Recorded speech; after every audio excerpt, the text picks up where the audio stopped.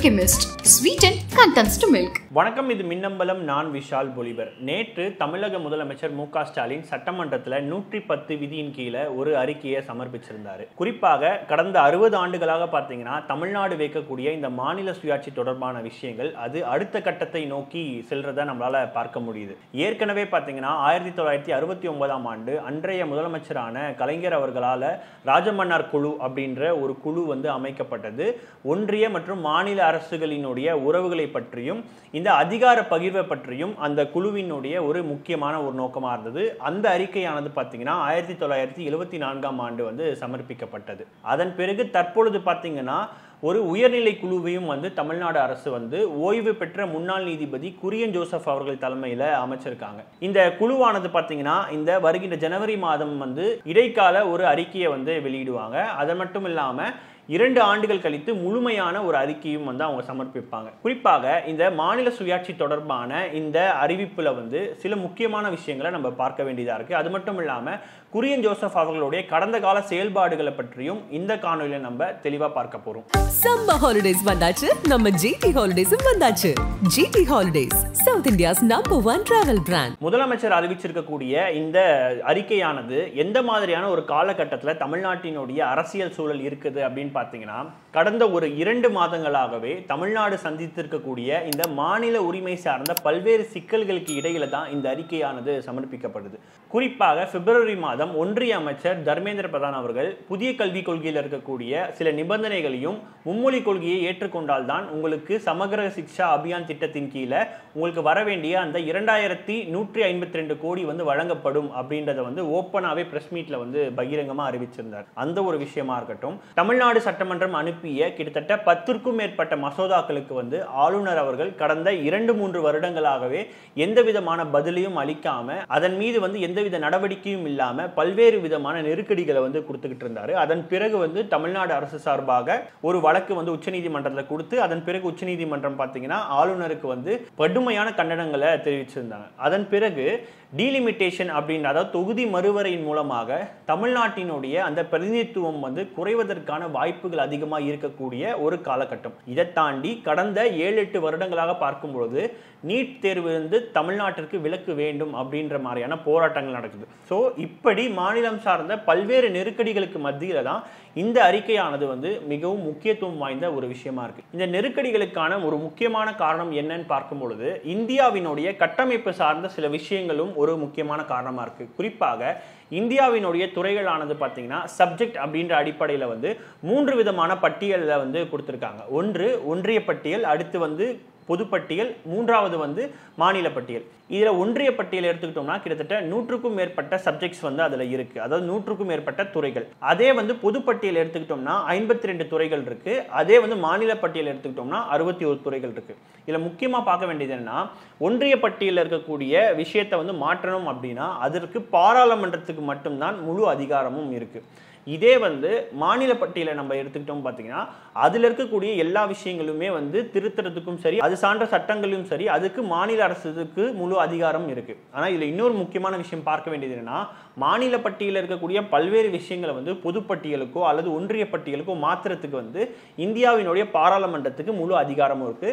அப்படிதான் பார்த்தீங்கன்னா கல்வின்றது 1975ஆம் ஆண்டு பொதுப்பட்டியலுக்கு மாற்றப்பட்டது. அதன் பிறகு பொதுப்பட்டியல் அப்படின்னு நம்ம எடுத்துக்கிட்டோம்னா இதுல மாநில அரசுக்கும் சட்டம் இயற்றத்துக்கான அதிகாரம் இருக்கு, ஒன்றிய அரசுக்கும் சட்டம் இயற்றத்துக்கான அதிகாரம் இருக்கு. ஆனா இதுல முக்கியமான ட்விஸ்ட் என்ன அப்படின்னா, ஒன்றிய அரசினுடைய அந்த சட்டத்தினுடைய நிபந்தனைகளுக்கு புறம்பா மாநில அரசினுடைய சட்டங்கள் இருந்துச்சு அப்படின்னா ஒரே ஒரு லைன்ல இந்த சட்டமானது எல்லா மாநிலங்களுக்கும் பொருந்தும் அப்படின்னு சொல்லி மாத்திட்டாங்கன்னா இது எல்லா மாநிலத்துக்கும் அப்ளிகபிள் ஆகக்கூடிய விஷயமா இருக்கும்.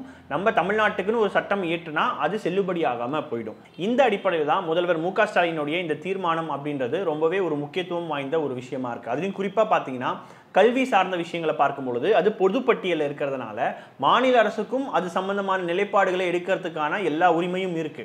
ஆனா அப்படி இருக்கும் பொழுது பாராளுமன்றத்திலேயோ அல்லது அரசமைப்பு சட்டத்திலேயோ எந்த ஒரு நிபந்தனையும் இல்லாத ஒரு விஷயத்தை வந்து ஒன்றிய அரசு வந்து மும்மொழி கொள்கையவோ அல்லது நாங்க சொல்ற அந்த புதிய கல்விக் கொள்கையில் இருக்கக்கூடிய நிபந்தனைகளை ஏற்றுக்கொண்டால்தான் உங்களுக்கு வர வேண்டிய நிதி வரும் அப்படின்னு சொல்லிட்டு ஒரு நிபந்தனையை வந்து விதிக்கிறாங்க. மற்றொன்று பாத்தீங்கன்னா ஆளுநர் வந்து தமிழ்நாடு மக்களால் தேர்ந்தெடுக்கப்படாத ஒரு நபரா இருக்காரு. அவர் வந்து பாத்தீங்கன்னா ஒரு பேரலல் கவர்மெண்ட்டை வந்து நடத்திக்கிட்டு இருக்காரு. ஸோ இதைத்தான் வந்து பாத்தீங்கன்னா ஏற்கனவே அந்த ராஜமன்னார் குழுவிலே வந்து பல்வேறு விதமான விஷயங்களை வந்து சொல்லியிருக்காங்க. குறிப்பாக கவர்னர் சார்ந்த விஷயமா இருக்கட்டும். இதை தாண்டி ராஜமன்னார் குழுவில் இருக்கக்கூடிய ஒரு முக்கியமான விஷயம் என்னன்னா இன்டர் ஸ்டேட் கமிட்டி அப்படின்னு சொல்லிட்டு ஒரு கமிட்டியை வந்து உருவாக்கணும் அப்படின்றத சொல்லியிருக்காங்க. அந்த இன்டர் ஸ்டேட் கமிட்டியினுடைய ஒரு நோக்கம் என்ன அப்படின்னா, இப்போ இந்தியாவில் வந்து ஒரு சட்டம் ஒன்று கொண்டு வராங்க, இந்தியா முழுக்கவுமே அப்ளிகபிள் ஆகக்கூடிய ஒரு சட்டம். இப்போ இந்த சட்டத்தினால வந்து என்னென்ன விதமான பாதிப்புகள் ஏற்படும் அப்படின்றத வந்து இந்தியாவில் இருக்கக்கூடிய எல்லா மாநில முதலமைச்சர்களும் வந்து கலந்து ஆலோசித்து பேசணும். அதுல வந்து பிரதமரும் இருப்பாரு, ஆனா எந்த ஒன்றிய அமைச்சரும் இருக்க மாட்டாங்க. அப்போ ஒருவேளை இந்த சட்டத்தினால ஒரு 2-3 மாநிலங்கள் வந்து ஏதாவது பாதிக்கப்படும் அப்படின்னா அவர்களுடைய கன்சர்னும் கேட்டுதான் ஆகணும் அப்படின்றது தான் இதுல ஒரு முக்கியமான விஷயமா இருக்கு. ஏன்னா தமிழ்நாட்டிற்கு வந்து இப்போ நீட் வேண்டுமா வேண்டாமா அப்படின்றத வந்து தமிழ்நாட்டில் இருக்கக்கூடிய 39 லோக்சபா உறுப்பினர்கள் அல்லது 18 ராஜ்யசபா உறுப்பினர்கள் இவங்களுடைய கருத்து கேட்டு வந்து இங்கே முடிவெடுக்கப்படுறதில்ல. இந்தியாவில் இருக்கக்கூடிய எல்லா லோக்சபா ராஜ்யசபா உறுப்பினர்களினுடைய விருப்பம் என்னவோ அதை வந்து தமிழ்நாடு ஏற்றுக்கொள்ளக்கூடிய ஒரு விஷயமா இருக்கு. ஸோ இதை உடைக்கும் விதமாகவும் இந்த மாநில சுயாட்சி தீர்மானம் அப்படின்றது வந்து ரொம்பவே ஒரு முக்கியமான விஷயமா பார்க்கப்படுது. முதலமைச்சரினுடைய இந்த அறிக்கையில மற்றொரு முக்கியமான விஷயங்கள் பார்க்க வேண்டியது என்னன்னா இந்த நிதி தொடர்பான விஷயம். குறிப்பாக 2017ஆம் ஆண்டு இந்த சரக்கு மற்றும் சேவை வரி GST அப்படின்ற ஒரு வரியை கொண்டு வந்ததன் மூலமாக வந்து எல்லா அதிகாரங்களுமே பார்த்தீங்கன்னா ஒன்றியத்தில் தான் குவிக்கப்பட்டிருக்கு. ஒன்றிய அரசு தரப்புல இருந்து சொல்லக்கூடிய விஷயங்கள் என்னன்னா, நாங்க வந்து இந்த GST கவுன்சில் அப்படின்ற ஒரு விஷயம் இருக்கு, அதுல வந்து எல்லா மாநிலங்களும் இருக்கும். அப்போ எல்லா மாநிலங்களினுடைய கருத்தின் அடிப்படையில தான் நாங்க வந்து எல்லா விஷயத்தையும் வந்து ஒரு வரியை ஏத்துறதா இருக்கட்டும் அல்லது இறக்கிறதா இருக்கட்டும் இந்த மாதிரியான விஷயங்கள்லாம் நாங்க செய்யறோம் அப்படின்னு சொல்லி ஒன்றிய அரசு தரப்புல இருந்து சொல்றாங்க. ஆனா இதுல முக்கியமா பார்க்க வேண்டியது என்னன்னா, இந்த GST கவுன்சில்ல வந்து ஒன்றிய அரசுக்கு மட்டுமே பார்த்தீங்கன்னா கிட்டத்தட்ட 34 வாக்குகள் இருக்கு. இப்போ எல்லா மாநிலங்களும் சேர்ந்து 66 வாக்குகள் இருக்கு. அவங்க எல்லாரும் சேர்ந்து ஓட்டு போட்டாலுமே வந்து ஒரு தீர்மானம் நிறைவேற்றுறதுக்கு 75 வாக்குகள் அப்படின்றது ரொம்பவே தேவையா இருக்கு. அப்போ ஏற்கனவே ஒன்றிய அரசு கிட்ட 34 வாக்குகள் இருக்கு. அது மட்டும் இல்லாம ஒன்றிய அரசு ஆளக்கூடிய மாநிலங்கள்னு சிலது இருக்கு பாத்தீங்களா, அவங்களுடைய வாக்குகள் சேர்த்தாலே அவங்களுக்கு 75 ஓட்டுகள் வந்து ரொம்பவே ஈஸியா கிடைச்சிரும். இப்படி இருக்கக்கூடிய சூழல்ல இந்த GST அப்படின்றது வந்து குறிப்பாக தமிழ்நாட்டுக்கு கொடுக்க வேண்டிய அந்த வரி பகிர்வு அப்படின்னு இருக்கு இல்லையா, தமிழ்நாடு வந்து 100 ரூபாய் கொடுத்தா 29 பைசா மட்டும்தான் வந்து நமக்கு திரும்ப வருது. இது பல்வேறு விதமான வழிகளையும் வந்து நமக்கு மறுக்கப்படுது அப்படின்றதையும் வந்து இதுல குறிப்பிட்டிருக்காங்க. குறிப்பா பாத்தீங்கன்னா ஒன்றிய அரசு விதிக்கக்கூடிய அந்த செஸ் வரியில வந்து மாநிலங்களுக்கு எந்த விதமான பங்குகளும் வந்து வராம இருக்கு. இதுல தாண்டி இன்னொரு விஷயம் என்னன்னா, ஒன்றிய அரசுக்கு வந்து அதிக அளவுக்கான பணம் வந்து வருவதற்கான வாய்ப்புகள் அவங்களுக்கு நிறைய இருக்கு. ஆனா அவங்களுக்கான அந்த ரெஸ்பான்சிபிலிட்டி அப்படின்னு ஒரு விஷயம் இருக்கு இல்லையா, அது ரொம்பவே கம்மியா இருக்கு. அதே மாநிலங்களை எடுத்துக்கிட்டோம் அப்படின்னு பார்த்தீங்கன்னா அவர்களுக்கு பல்வேறு விதமான ரெஸ்பான்சிபிலிட்டி இருக்கு. தமிழ்நாட்டில் இருக்கக்கூடிய 8 கோடி மக்களுக்குமே என்ன வேணும் அப்படின்றத வந்து தீர்மானிக்கக்கூடிய ஒரு விஷயமாக மாநில அரசாங்கம் இருக்கு. அப்படி இருக்கக்கூடிய சூழல்ல வந்து ஒன்றிய அரசு வெளிநாடுகளில் ஒரு கடன் வாங்கணும் அப்படின்னா அவர்களுக்கு எளிதாக கிடைக்குது. அதே மாநில அரசுக்கு வந்து ஒரு கடன் வாங்கணும் அப்படின்னா அது ஒன்றிய அரசு வந்து அனுமதி கொடுத்தாதான் அவர்களுக்கு வந்து அந்த கடன் அப்படின்றது வரக்கூடிய ஒரு சூழலா இருக்கு. ஸோ இப்படி இருக்கக்கூடிய சூழல்ல வந்து இந்த நிதி பகிர்வுன்றது பார்த்தீங்கன்னா சமமாக கொடுக்கப்படணும் அப்படின்றதும் இந்த அறிக்கையினுடைய ஒரு முக்கியமான நோக்கமா இருக்கு. இதற்கிடையிலே தான் வந்து தமிழ்நாடு அரசு சார்பாக ஒரு உயர்நிலை குழுவையும் வந்து அமைச்சிருக்காங்க. குறிப்பாக இந்த மத்திய மாநில அரசுகளினுடைய இந்த உறவுகளை பற்றியும் இந்த அதிகார பகிர்வு பற்றியும், குறிப்பாக 1974ஆம் ஆண்டு கொடுக்கப்பட்ட அந்த ராஜமன்னார் குழுவினுடைய அறிக்கையில அன்றைய காலகட்டத்தில் இருக்கக்கூடிய பொருளாதார சூழலையும் நினைவுபடுத்தி இந்த அறிக்கை அப்படின்றது வந்து செய்யணும் அப்படின்றதையும் வந்து குறிப்பிட்டிருக்காங்க. இந்த கமிட்டியினுடைய தலைவராக உச்சநீதிமன்றத்தினுடைய முன்னாள் நீதிபதி குரியன் ஜோசப் அவர்களை வந்து நியமிச்சிருக்காங்க.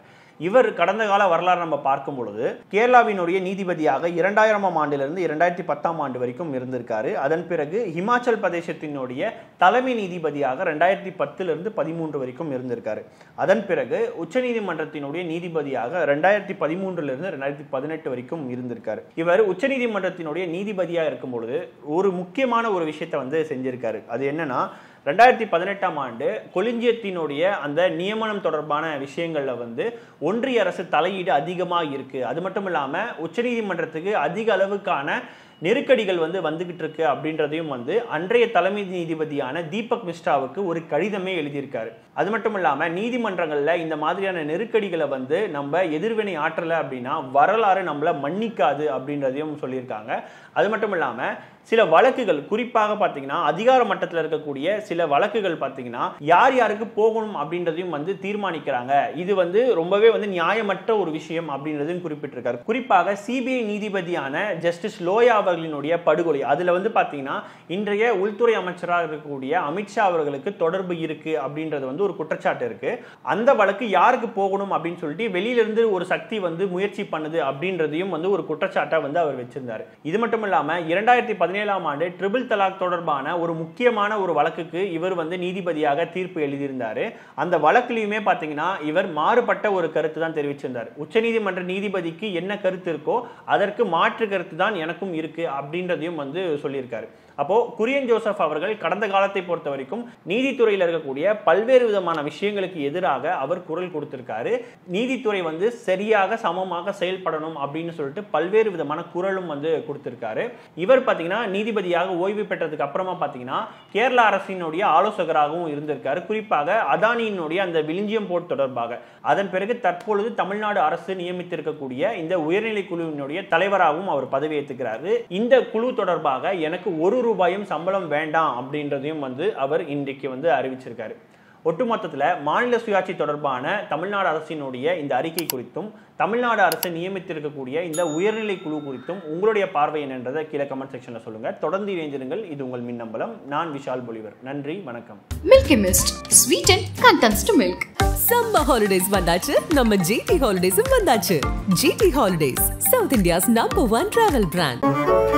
மின்னம்பலம்.com தமிழின் முதல் மொபைல் பத்திரிகை.